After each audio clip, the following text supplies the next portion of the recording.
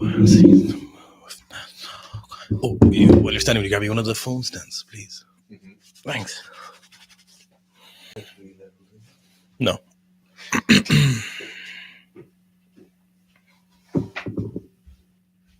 Your special coffee pot underneath it? No. It was already last. I just put some of the outside. Some of the behind the scenes was showing. Oh no. Yeah, so we can't have that. So look at this bit at the very top.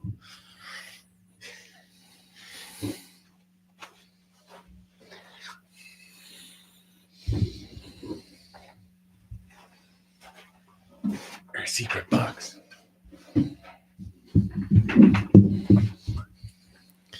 Welcome back to another live stream.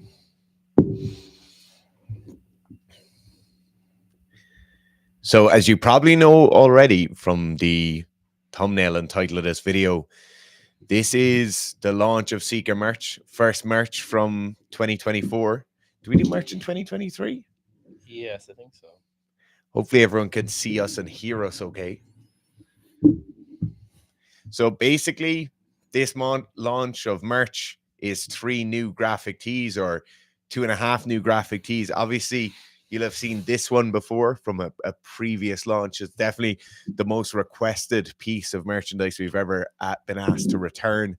So that one's back. And then we have the 2 new graphics as well. So this is in reverence of the 100th episode of the new show, which is fast approaching. And then we have the Iron Worker. So the Iron Worker, we'll give you a quick glance at.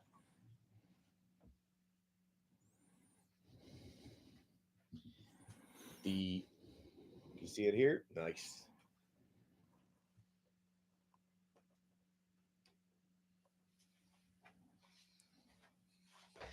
Unfortunately, myself or Owen aren't the best at folding clothes, but hopefully it'll give you an idea for what's out there.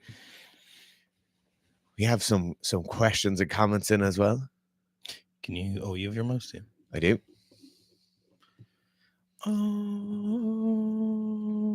So as always with your normal live stream, if you have questions to ask us, shout them out in the comments. If you have anything you want to know. Gold McGrath said, never turn off my camera and muted my mic so quickly in a meeting. Shouldn't be lucky it was in a meeting. Varden said, today is front squat max out day. What should I focus more on? My current max is 110. I'm aiming for 130. Focus more. Main thing, when you're unracking the barbell, just be super confident when you're unracking it. So really aggressive, really strong brace, especially when you get to those heavier front squats. That is the main thing in the unrack. For heavy front squats, and then the rest is just follow the normal cues you work on when you're front squatting. I just realized it looks like you have a pair of horns over your head. Oh dear. What I really like to focus on for my front squats, like the technical cue I'll focus on, is just keeping my knees forward for as long as possible. My main failure mode on those is my knee shooting back too early as I stand up, my hips kind of shooting back and then losing that torso angle. What size t-shirt do you guys wear? They fit. So the t-shirts have actually slightly bigger sleeves than if you've gotten our t-shirts before in terms of the graphic stuff, but most t-shirts I'd wear a large, but an extra large, so I kind of flirt between either one of those. There is a sizing chart on the website, so if you're not sure, check out the sizing chart. Crowley's ordered his Iron Worker. Nice. Yeah, I'd say they fit true to normal European sizing. So just be aware of that. Obviously, US sizes tend to be 1 up. So if you're large in US sizing, you tend to be an XL in European sizing. Pablo wants to know, what's the difference between press 1 and press 2? So press 2 is just a lot higher frequency of pressing, and it's a little bit longer. So the press just takes a bit longer to manifest the results because it's a much harder lift compared to the squat and the deadlift. So it is just a couple of weeks longer, and there's a higher frequency of pressing throughout the week, and it should be very, very productive on your press. Hector says I can picture wearing these to my mate's wedding. If you wear that to the wedding, please do send us a picture of you with the best man and the groom. That would be absolutely hilarious. Liam said, love the BJ comp season video. Thanks, Liam. If I'm competing every weekend, as mentioned, is it worth doing my kind of body weight manipulation? Oh, doing any kind of body manipulation? Or should I just be comfortably on weight? Yeah, for sure. So if you're competing really frequently, if you've like 7, 8, 9, 10 weeks in a row, you should definitely be on weight. It's a nightmare. It's going to be really psychologically stressful, really physiologically stressful. So if you're doing water cuts, if you're keeping your calories that low for that long when you're training high intensity in a sport where people routinely get infections and injuries, it's probably going to end in disaster. So if you're doing lots of competitions, we'd really recommend being on the right side of your weight. Break strength with an interesting one here. He says, is 45 minutes between waking up and leaving long enough to hydrate before my work cycling commute?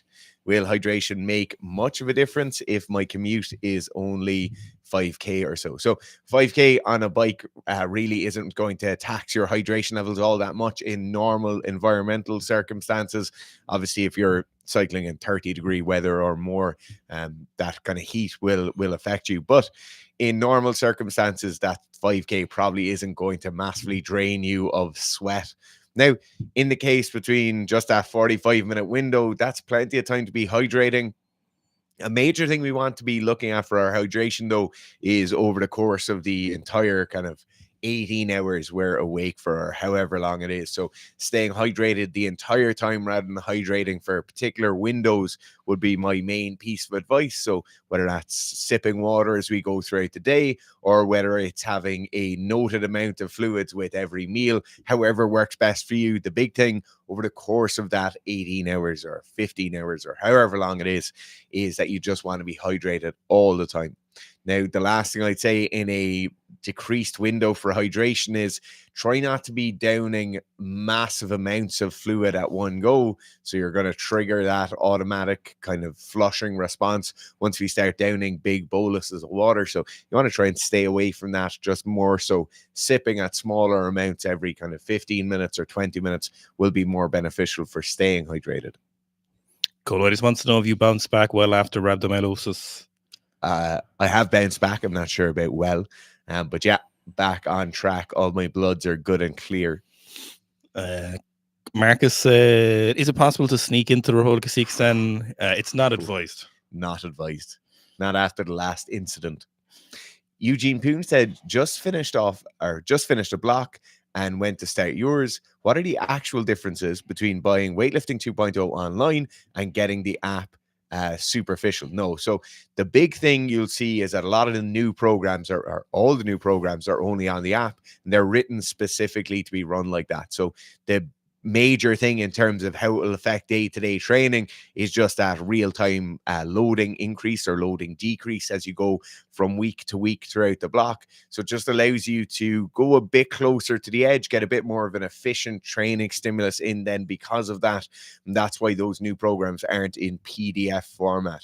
Now, the other thing that the app is going to give you, besides that real-time loading change as you go from week to week, is it's going to give you that access to the actual coach bot. It'll also give you access to all the other information that the app has on it. So it'll just make it a far better training cycle overall. But yeah, to answer your question, there is a difference. Also, Weightlifting 2.0 is slightly skewed or slightly different on the app versus what's on the website. How much does age affect training? I'm about to turn 40 and recover seems slower. So it's definitely an interesting question. And there's a lot of options available to you in terms of like what you want to do as an older athlete. It's definitely something that affects training to the extent people used to think it affects training is a lot smaller. So before there was this kind of idea that, well, actually there was even before 30, they thought for a while, I'm talking about in the 1950s or so, that your muscle elasticity at the age of 23 basically went downhill and your plyometric capacity and stuff was basically gone, which we know obviously isn't the case. So it kind of depends on what your training goals are, how much you were training before, what your hormonal status is, and what you're, making use of in that regard. A lot of those things play in really well. So it definitely affects your recovery and your training capacity, but to what extent really depends on your genetics, your diet, what other things you do outside training, how much sleep you get, how much training you did before, how good at training you were before, what you're training for now, how smart your training is. It definitely affects it, but there's a lot you can do to mitigate that, and depending on what you're trying to improve upon. For example, Stan Everything was 45, I think, when he hit his all-time powerlifting world records. So he had some huge numbers. Obviously, he was making use of a lot of PEDs, and he talks about that in a recent podcast with More Plates, More Dates. So the options are there for you, and in related to those kind of things, it depends on how important training is to you, what you want to do with those, what you think is best for your long-term health in terms of, like things like hormonal replacement therapy, use of peptides. A lot of doctors, even in Ireland now, are starting, not a lot of doctors in Ireland, but a lot of doctors in general are starting to make use of peptides for health, sports rehab, general health markers, or improving certain things. I'm not saying you should go use any one of those, but they're all options and they're becoming more popular. And over the next decade, I think they're going to be a lot more accepted in regards to that older athlete. And it really comes down to, what do you want to get out of training? What do you want to do with your training? What do you think is healthy for you? What is the right decision? But I suppose, to answer your question more succinctly at the end, it definitely affects your training. You're not going to be the same at 20 and 40 unless you start doing things that will assist your biology, is the kind of the most PC way to put that. So there's a reason we're seeing a lot of those older athletes still training, still progressing, still hitting similar numbers. Weightlifting is a good example. But yes, it definitely affects your training for sure. Break Strength then says, I push myself on that 5K cycle despite it not being too far. So in that case, if you are pushing yourself, just make sure you're well hydrated the night before, have a little top up then that morning, and obviously stay on top of the rehydration once you get to work or wherever you're going. But yeah, the main thing here is just looking at hydration as a kind of habitual thing over the course of the entire day, rather than for specific events themselves. Liam then says, thanks, guys. Ryan asks, how do I get my Sika stand passport 200 kilo back squat? It's as simple as that. There's no allowances. There's no special treatment for anyone despite body weight or age or anything. It's just 200 kilos and that's it. Eugene, we go to Paris. We're going watching the 89s, the 102 and the 102 pluses. So on the Friday and the Saturday. Hi lads, is shipping to Taiwan available? Yes, it just might take a little bit longer, but shipping is available everywhere. Break Strength says, didn't know about the flushing response. Thanks, that's no bother. Bolton says, hi guys, how is sizing for the t-shirts? Can't see anything on the site. So we'll make sure that there's a sizing chart up on the story. We'll try and get that up so everyone can see it everywhere. Essentially, sizing is standard European sizing for the t-shirts. I'm 6'1" and 100 and odd kilos, and I use a large. Owen is between a large and an extra large, but obviously he's exceptionally horse-like in his physique. So it sounds like the app over weightlifting for sure. Yeah, without a doubt. That was the whole point of the app. Wasn't just to have a physical copy of our programs, but to actually have a better product. And lots more changes come to the app well before the year is out as well. Brandon says, what's up, gentlemen? Hello. Hit a rep PR after doing a contest prep movement. Pound strict incline press. Hit a rep PR after doing a contest prep new movement. Strict incline press. Nice. Great to hear. Well done. Nice. Sorry, Magov my brain shut down there in that question. Says, question on weightlifting programming styles. What is your opinion on the Eastern European style programming where volume is more or less constant throughout the year and weights slightly go up in that time? So this is, if you look at people's actual programming and what actual systems do, most systems are very, very similar. We tend to think of styles of weightlifting programming or different countries or different setups having different styles of programming. And certainly there are different points of focus within those programs. But generally speaking, those programs look a hell of a lot more similar to each other than they do different. Now, in terms of this idea of the Eastern Bloc, where they essentially have a weightlifting block and the numbers they just rerun the block and the numbers bump up as they go through it.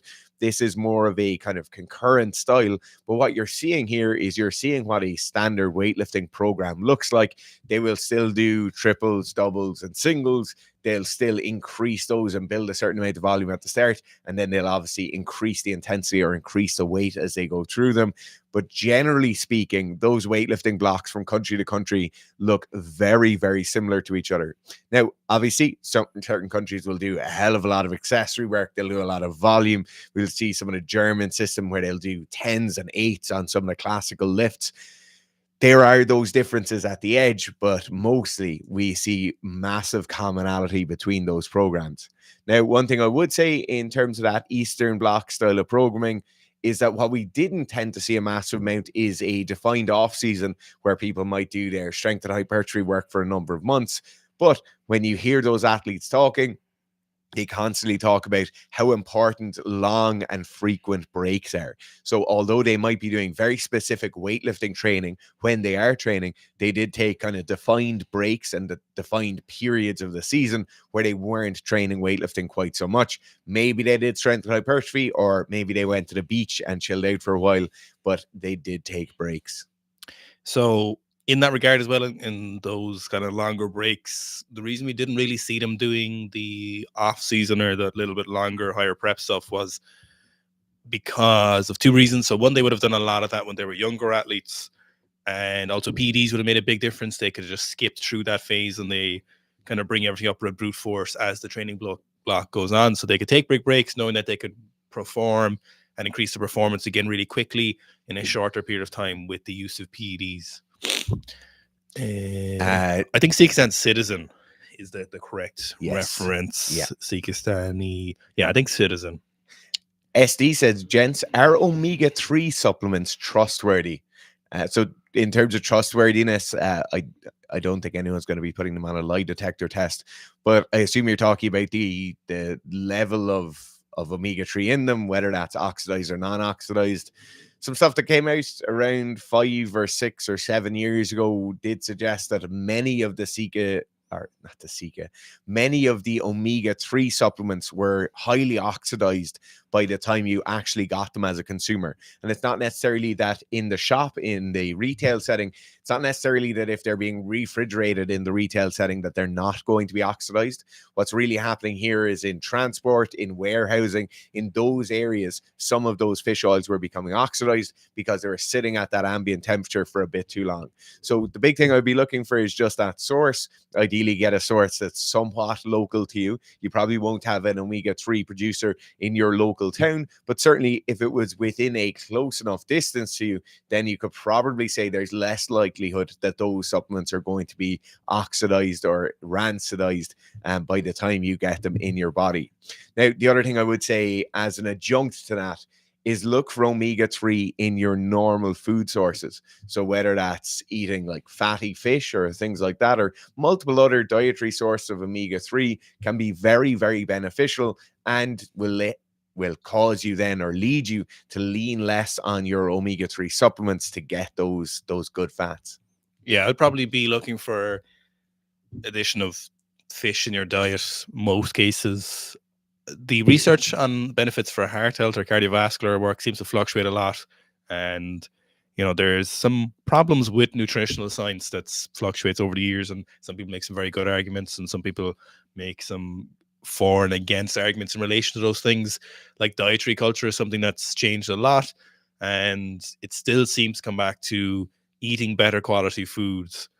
Not as many ultra processed foods and not being fat are still number one, which is the thing we we didn't come to that conclusion, but people came to that conclusion about probably wholesale about 15 years ago. I think around 2010, everyone was like, yeah, we probably shouldn't be doing it if it fits your macros. Better food is better. Not being fat is better. And the results are there. So the dietary components are interesting. Supplementation is very, very interesting. The omega-3 or fish oils is really interesting, and it does seem to sway a lot with the literature depending on who you're listening to. I wouldn't be too concerned about it unless you had a really specific reason for using omega-3s. If you had a really good reason for using it, then I would obviously go ahead and do that and look for it. I know before when I looked into it, Nordic Naturals had some of the best ratings in terms of independent testing for fish oils. and they are definitely a bit more expensive, but it is worthwhile. Don't go buy your cheapest omega-3 supplement from, a discount nutrition store or Holland and Bar or something. Don't buy the cheapest ones there. You're better off probably paying a little bit more. The way I was thinking about supplements is the more you pay, the more you're increasing your chances of having a better quality ingredient. It doesn't guarantee them by any means, but if you pay the cheapest, you really decrease your chances of having a good quality ingredient. So it's not the best metric, but it's a better metric than paying less. So paying more for supplements gives you a slightly higher chance of getting a better quality ingredient. Obviously, I would stress for sure that it is by no means a guarantee that you're going to have a good quality supplement, but I would say it's probably going to give you a better opportunity.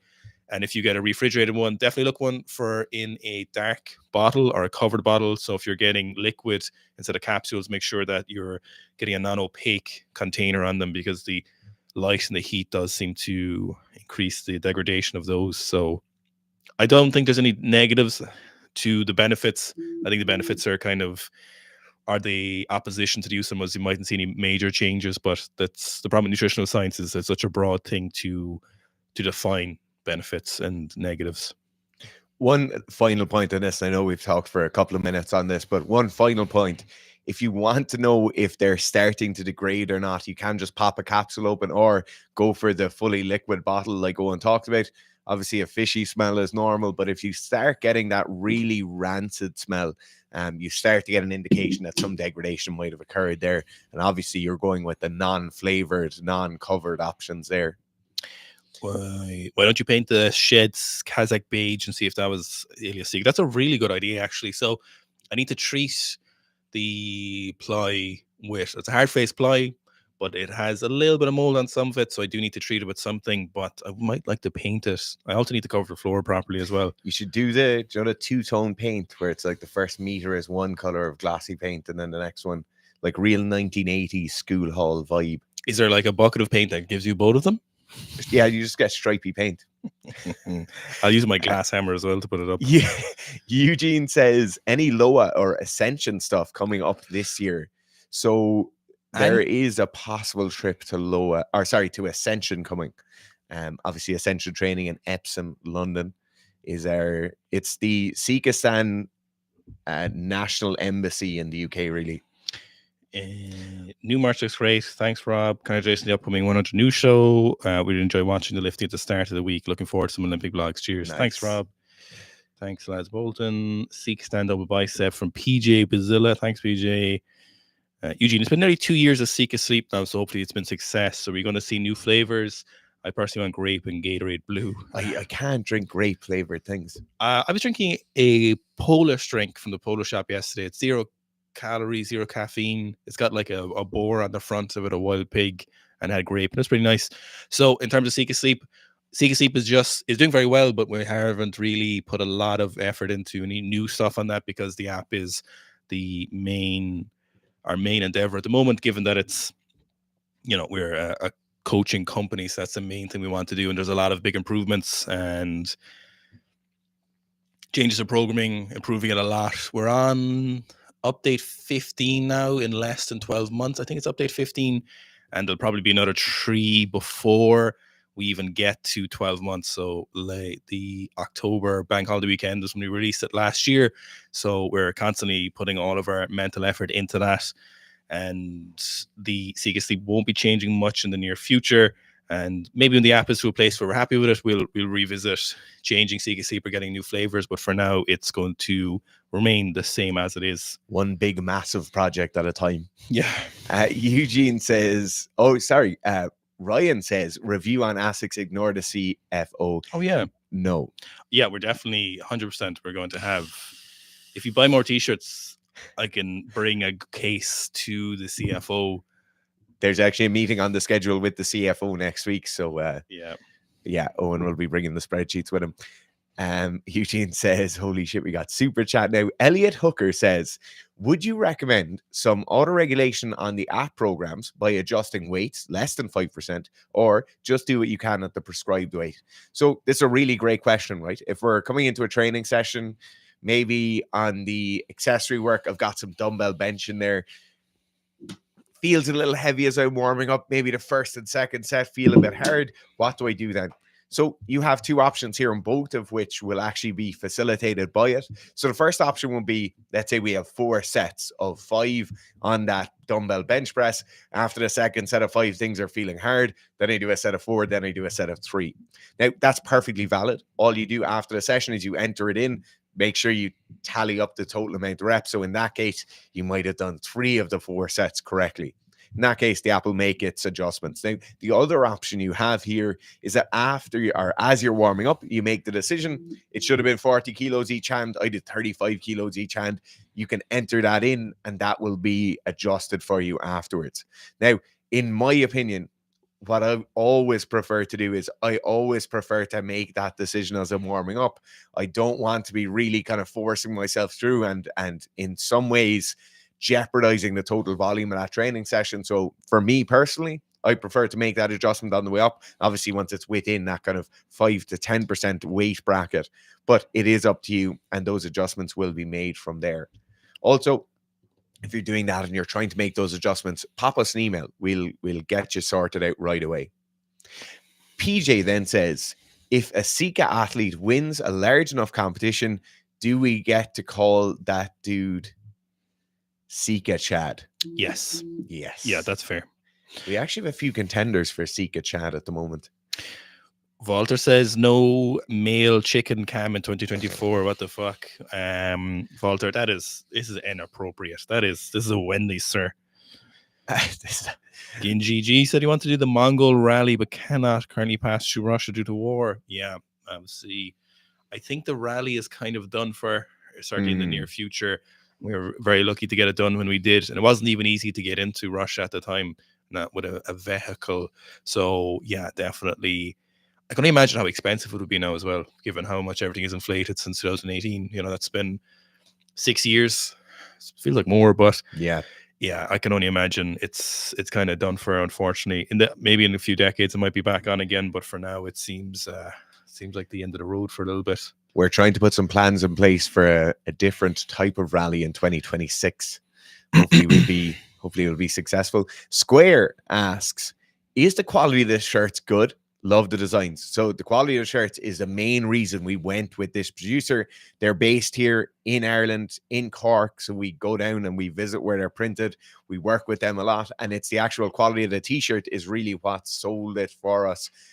They are a really, really good brand. The t-shirt, 100% organic cotton. They're a very nice t-shirt just to wear in normal, like you see people wearing them to the pub.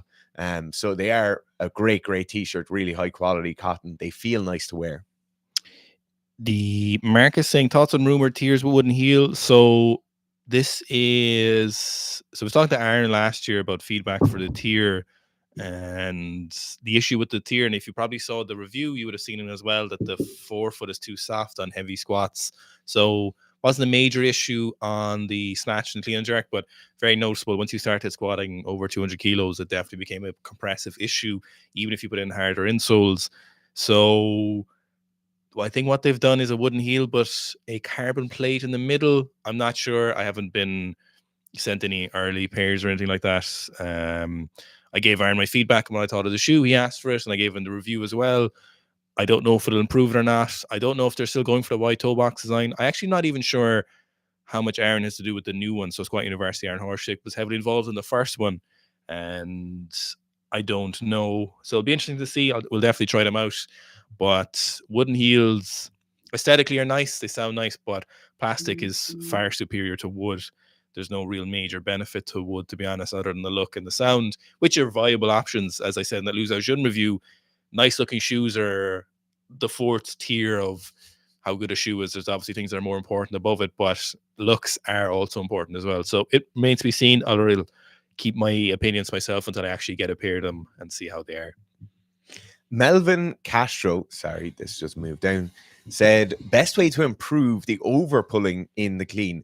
So over pulling where we extend and stay at the top for too long, it might lead to a host of errors like bar crashing on us, jumping back in the clean, having a less effective clean, all of these things. Now, over pulling, in my opinion, is best sorted with active cueing. So you personally in your head talking to yourself.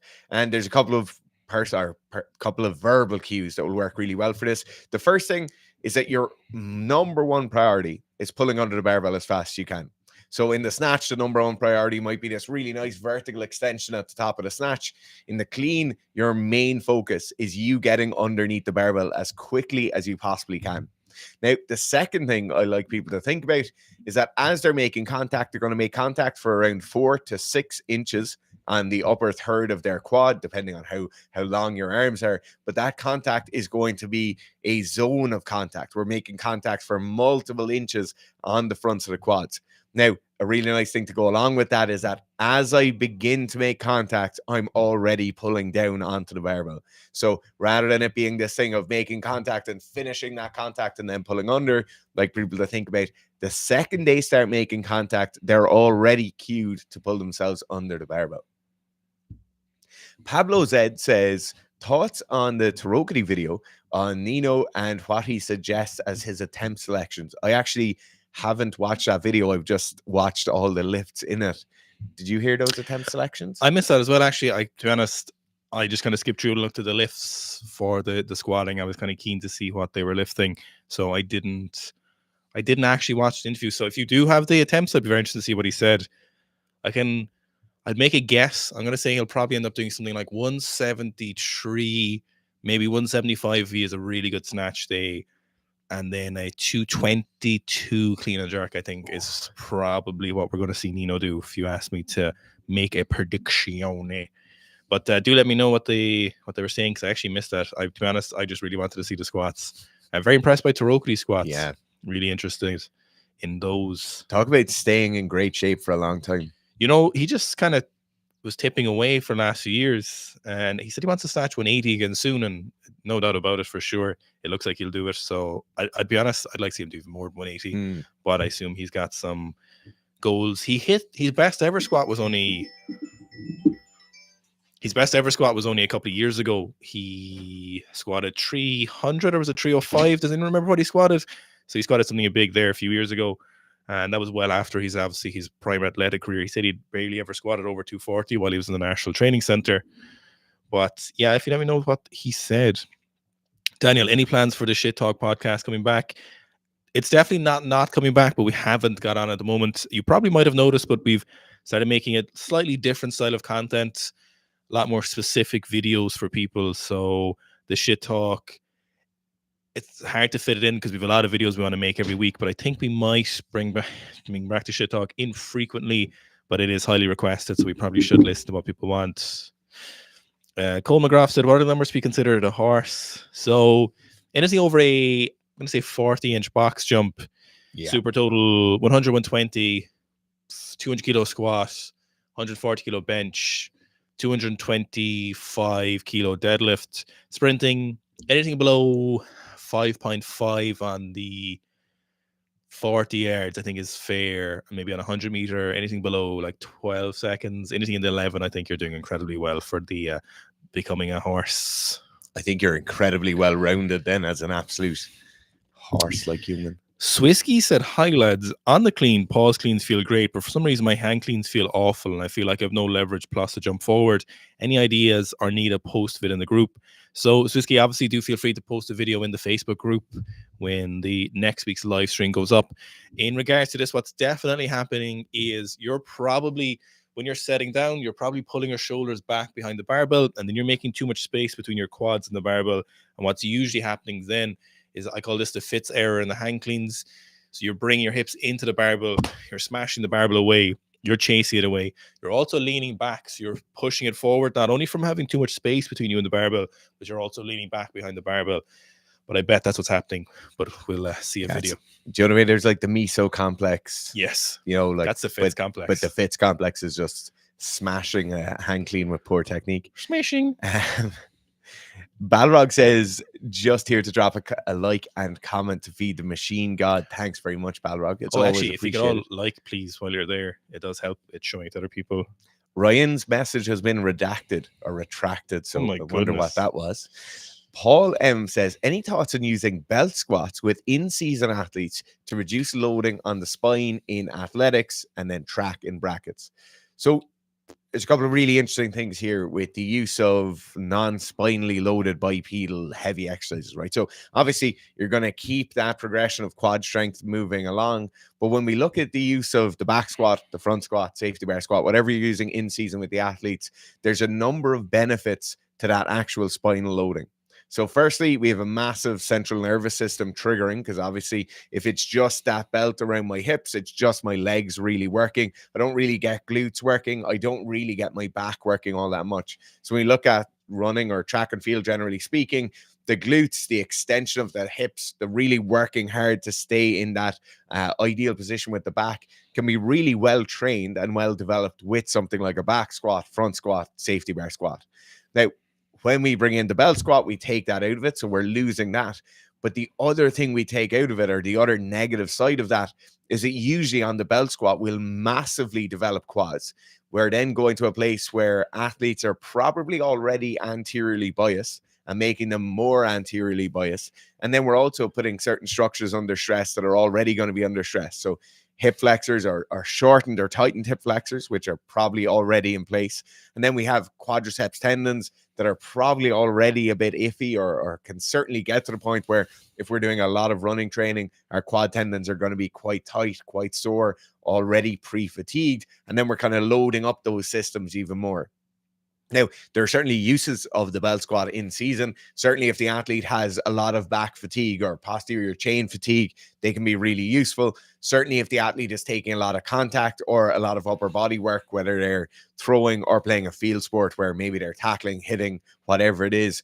But generally speaking, in the in-season, we have less time in the gym. We have less time then to induce a stimulus that we want. And so in that case, I wouldn't be going for a slight kind of derivative or variation. I would just be going for the all-out big dog.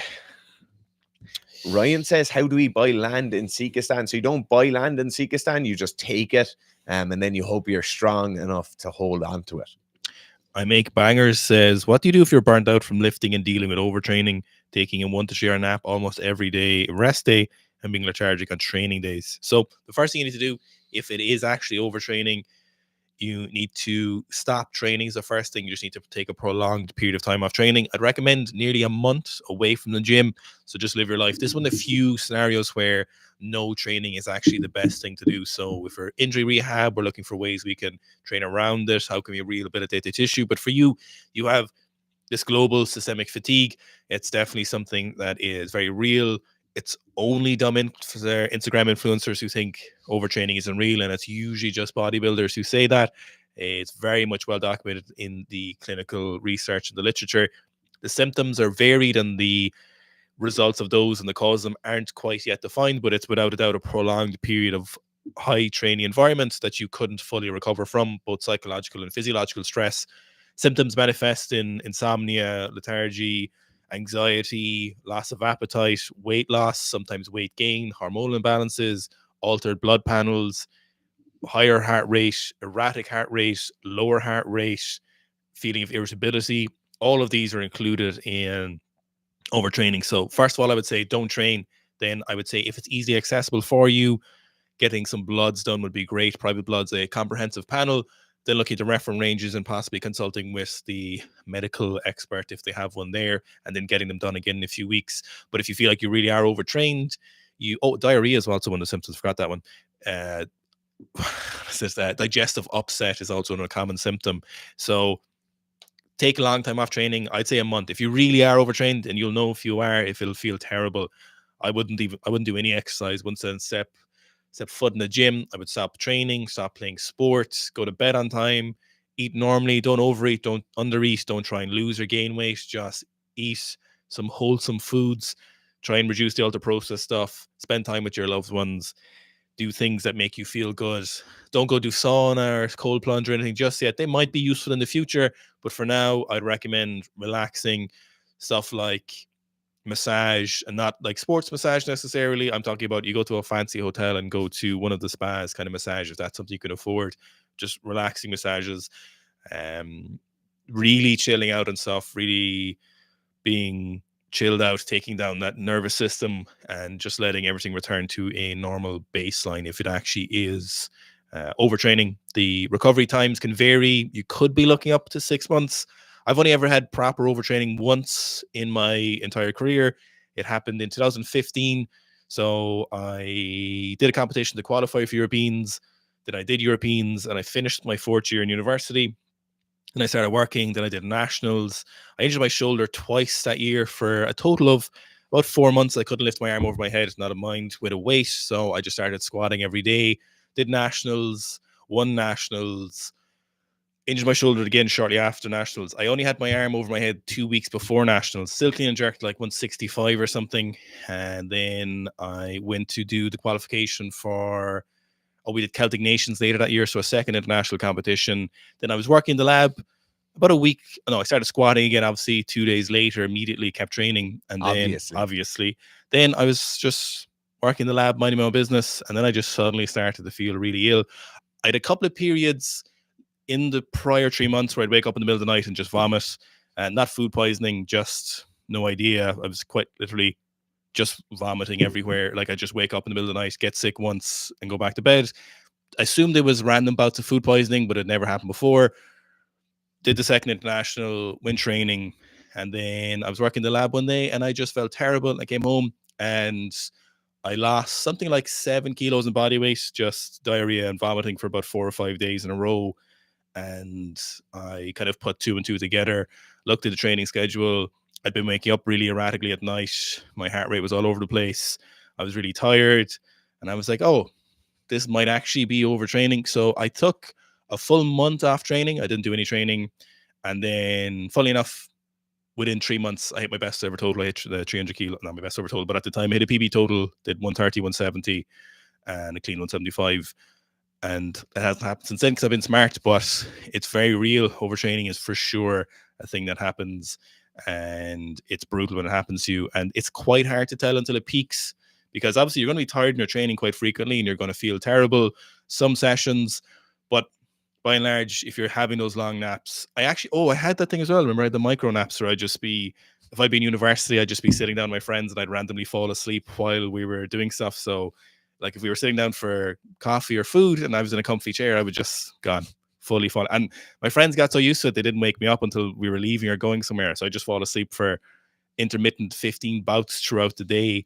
Where if I was just sitting down, a lecture, if it was a really warm lecture room, I'd be gone. You turned into a puppy. I turned into literally a puppy who was destroying his body. Shitting, vomiting, and sleeping all the time. Yeah, chewing on random things. But yeah, overtraining is for sure real. And the only way out is to stop training and then slowly return to training. But I would say absolutely no gym work for the next month, no sports, no stressful environments. Go into nature, relaxing, spend time with loved ones, get a puppy. Maybe not. No, if you make eye contact with dogs, we all get both animals get the dopamine. Both puppies get it. Both puppies get it. So I'm just saying, get a puppy or two. CMG Prod says, thanks guys for all the free information and knowledge you guys provide. When I become a bit more financially stable, I'll be looking forward to buying your guys' beginner weightlifting program. Nice, great to hear. And much love from Canada. Nice, you're a very lucky individual to be living there with so much wilderness around you. Dwadsfa, I definitely am not pronouncing that in the way it's supposed to be pronounced. How's it going, lads? Bought an Ironworker t-shirt last night during the early release. Nice, you were in on the early release club. So everybody on the app and everyone on the newsletter got a little early release a couple of days ago. Guitar Hero says, probably asked pretty often, but what does Sika stand for? So Sika doesn't stand for anything. Gareth, you lean to your right a little bit. Other right. You'll see this bad boy here, this stag's head. So Sika stags, or Sika deer, generally speaking, are something we have a lot of around here. That's what it's named after, an aggressive little deer. Luke Pollock says GA player equals horse athletes. Certainly GA players in the last 5 years have become far more horse-like, which is great to see. Maybe even 10 years, but certainly before that, GA wasn't they didn't leverage strength and conditioning all that much. They tended to be very, very aerobically fit, like aerobic levels similar to what we'd see in Aussie rules or similar to what we'd see in top level soccer, but they never really leveraged the strength work all that much. I even remember back doing my internship in a gym in Cork here where we'd an inter-county senior team training. And the strength work would have been very, very kind of subpar or below standard for what you would have seen in other sports like rugby. And now they have some phenomenal coaches involved. Most teams have an S&C coach. Most county setups have very, very good strength training bases. So definitely they're becoming extremely horse-like. You would have seen it in the Cork match of the weekend. Both teams had absolute horses of players. Dwadsa, after losing your question, says, has there been a feedback stream for the most recent thread on Facebook? No, that's coming up tomorrow. Don't see the post with the link anywhere. No. So what we tend to do with those Facebook group posts, they're put up every Tuesday morning, as everyone will know. And then myself and Owen monitor it over the course of the next kind of 24 to 48 hours. And then we schedule a time where we're going to give that feedback on it. The main thing we're doing there is just giving athletes a chance to put their videos in, get their questions in, and then we post it. So hope that makes sense. Connor the Assassin said, you're doing God's work, gents. Really well articulated, intelligent, and not to mention devilishly handsome. What YouTube is he watching? Yeah, you're on the wrong channel, kid. Love from Australia. Thanks very much, Connor. Thanks very much, Connor. And please don't assassinate us. Ryan says, my ROM 3s are getting beat down. Should I get a lifter now or wait for the 2 new shoes coming out this year? What do you get? I just get loose Oceans now. I would probably recommend the loose Oceans are for probably the best shoe you can get currently. Look, I'm still wearing them over the Ram 2s, so that says a lot as a diehard. That says a massive amount. As a diehard Rambaleos. And as a massively in touch shoe reviewer. Yeah. You have pretty much every pair of shoes you need. Except for the Asics. As we've all discussed. Thought I was going to sneak that in there with some video proof. Melvin says, shirt ordered. Nice. Great to hear. Eugene says, my take on Toma. She got screwed by circumstances. Should have won gold in Tokyo as a 64. And she just does not benefit from gaining body weight. Is she much stronger than she was? Thoughts? ? I think probably the biggest thing that screwed Toma was the period where Romania obviously got banned for a couple of years. I think she really lost out there, and I know she had some issues with her coach after that. I think the federation or the international federation was trying to make her coach retire. So yeah, it is to be honest, the weight class thing has messed up a lot of athletes. The only people who've really benefited from it are people who are younger athletes on the come up, primarily on the male side. So Carlos benefited hugely from going from a 16-year-old at 81 to an 89-year-old. An 89-year-old? An 89 kilo lifter at 19, 20. Miso, off the back of his gold medals in 96, moving up to the 102s. Great opportunity for him. Lots of time. Really benefited from it. Obviously didn't affect the supers, but for most people, for international weightlifters, I'm going to say you need 4 to 6 years to really maximize that for really peak them. Tian Tao got messed up a lot. The 89s just wasn't really his category. I know he had other issues, but he was kind of in limbo there. The 96 was suiting him, but even those fluctuations. So if he'd just gone from 85 to 89 originally, he would have been pretty fine, I think. But we saw him go from 85 to 96, then back down again. Giga Chad is another example who benefited really well. A younger lifter, very underweight. Like he quite literally was like 10% body fat, moved up. But then we see people like Lee Dae-in, who's arguably gotten worse. The reasons remain unclear, but it has been a tumultuous time, and it's really messed up a lot of athletes for sure. Toma isn't the only one, but she definitely messed up with the Romanian ban and was probably the biggest one.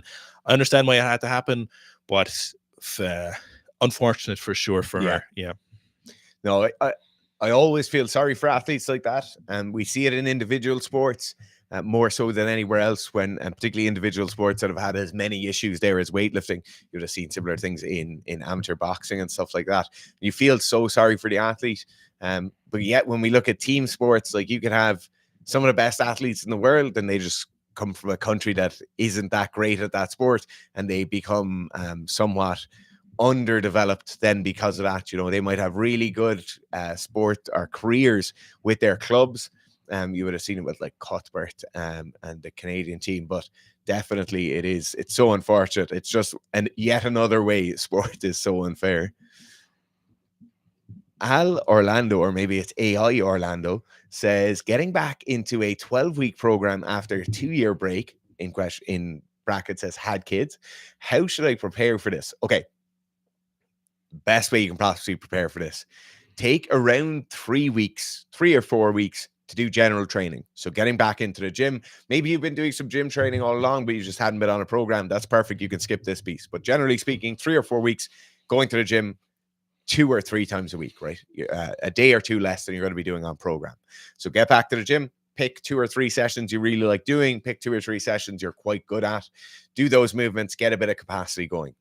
Then what you're going to do after that initial phase is you're going to look at week 1 of your 12-week program, and you're going to take 15% of every load on every exercise. So you have 4 sessions there. You're going to take 15% of the load off every single one. You're going to keep sets and reps the same. That's week -2 of your program.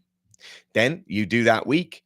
You look back at week 1 and you take 7.5% of all the loads, and that's week -1 of your program. So week 1, or the first week you train, is -15%. The second week you train is -7.5%. And then the third week you train is going to be week 1 of the program, and you run through the program and you'll be all good to go. Switch for, oh, sorry, no. Would you train hill, fell, sky runners any differently to, say, marathon runners, all uphill training for the first half and falling downhill the second? So a big thing, and this generally speaking in the running world has been a massive sea change that we've seen in the last few years, is runners are getting far better with their strength training. So strength training for runners, generally speaking, is going to initially focus on injury prevention. So making sure the structures are repeatedly using thousands of times, feet, ankle, knees, hips, back, shoulders, all those are in a great position where they can do the mileage they need to each week without getting injured. Now, the second thing we look at for S&C for runners is actual performance S&C. So usually what you're looking at is postural maintenance over the course of a run. So we're not looking at local muscular endurance so much, but we're making sure that those muscles are strong enough and have enough capacity to make sure we can maintain good positions, good stride, good gait, all of that the entire way through our 30K run or whatever it is. Now, in this case, where it's hill running, trail running, sky running, fell running, whatever it is, you're going to need to bump up that injury prevention stuff even more. So for this case where you have the big downhill at the end of it, the amount of force that's going through those ankles, knees, hips, and back is absolutely crazy. So in that case, I would say they have to focus on their injury prevention far, far more. And that just means being generally much, much stronger at their relative body weight. Right, we pick 1 or 2. Rob says, never going to admit overtraining, gonna find new things to blame until I'm good to go again. Excuse the, I changed my protein supplement, must be that. I think that's how overtraining starts, is people feel terrible and they look for an excuse and then just keep training.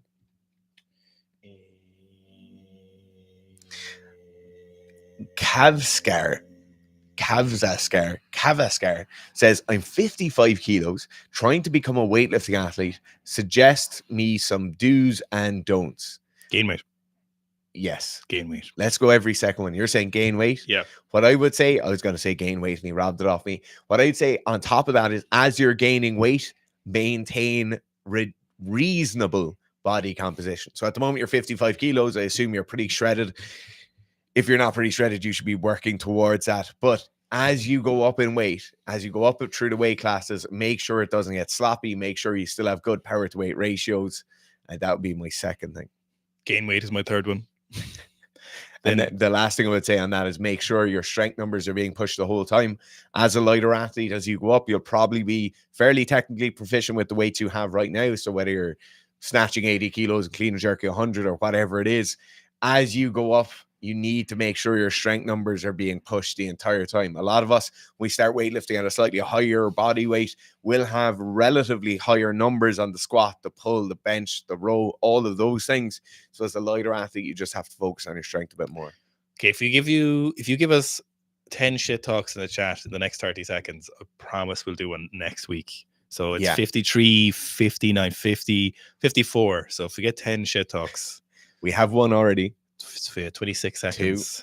2. Oh, they're getting them in there fast. Oh, 20 seconds left. Oh, another one. 15 seconds left. So just comment shit talk. We'll get one done. Oh my goodness. 10 seconds left. 7 seconds left. Holy moly. No, double. Keep 3 seconds left. Oh yeah, there we go. How many do we have? 1, 2, 3, 4, Alejandro. 5, 6, 7, 8, 9. Marcus just got one in. 10. Marcus in with a 10. Well done, Marcus. Nice. Okay, thanks so much for everyone for tuning in. As we said, there's a link in the description of this video for the t-shirts. If not, go to sikastrength.com, go to the store. I think the store is called Programs. No merchandise. Oh, is it merchandise? Yeah. You'll see it there. Click on it. You can find all the t-shirts. There's also a 3-pack for a nice, big, chunky discount off that. And always, we're available. Sikastrength@gmail.com for your questions. Around the way down there. So nice.